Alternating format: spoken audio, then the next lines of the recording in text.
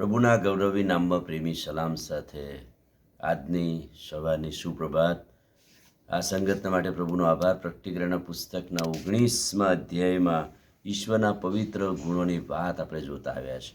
પ્રભુ 19મા અધ્યાયના 11 અને 12 ને આગળના વચનોમાં ઘોડા ઉપર બેઠેલા ઘોડે સવારની જે લાયકાત છે, જે પવિત્રતા છે, એ બતાવવામાં આવેલી છે.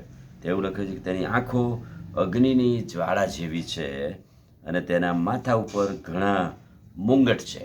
એટલે કે પ્રભુએ આ માન પ્રાપ્ત કર્યું છે, એ પવિત્ર છે, એની પવિત્રતા છે, એની મહાનતા છે.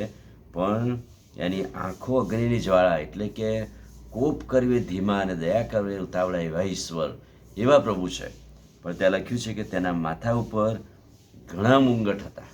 એટલે કે જ્યારે પૃથ્વી પર પ્રભુ આવ્યા ત્યારે શૈતાનથી પરીક્ષણ થયું અને શૈતાને એમને રાજકીય મુંગટનું માન આપવાનું પરીક્ષણ આપ્યું. પણ પ્રભુએ એક મુંગટ શૈતાનનો નકારી દીધો.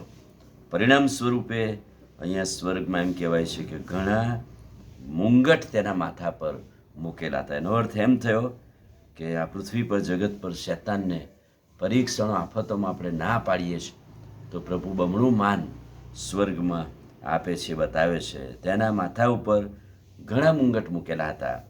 અને અત્યારે કહે છે કે એક મુંગટ તો શું, પણ અસંખ્ય મુંગટ તેમના માથા ઉપર ધારણ કરેલા છે. અને એટલે પ્રભુએ એ નકારીને પૃથ્વી પર, જગત પર પોતાનો હક ધારણ કર્યો અને પોતાનું સામ્રાજ્ય પ્રગટ કર્યું.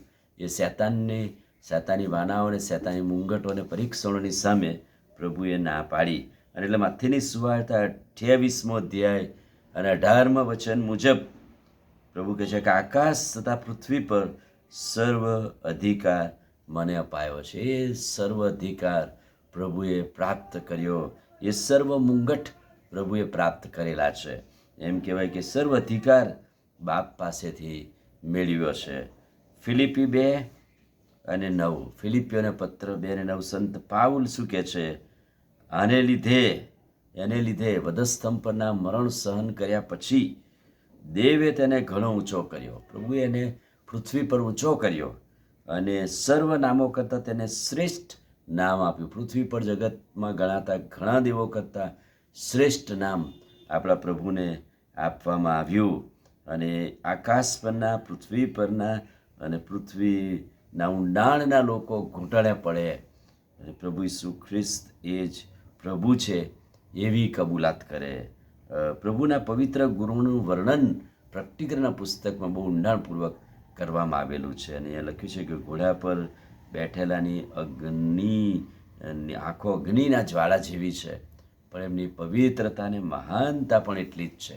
અને એટલે પવિત્ર ગુણોનું વર્ણન પ્રકટીકરણનો પુસ્તક કે લેખક અહીંયા કરે છે.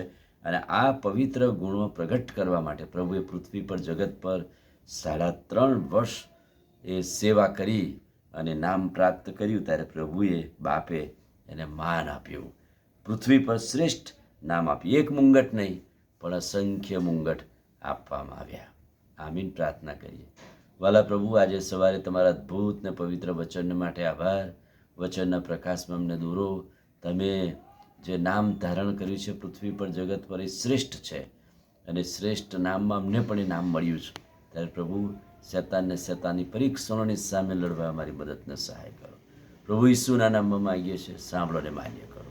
આમીન. God bless.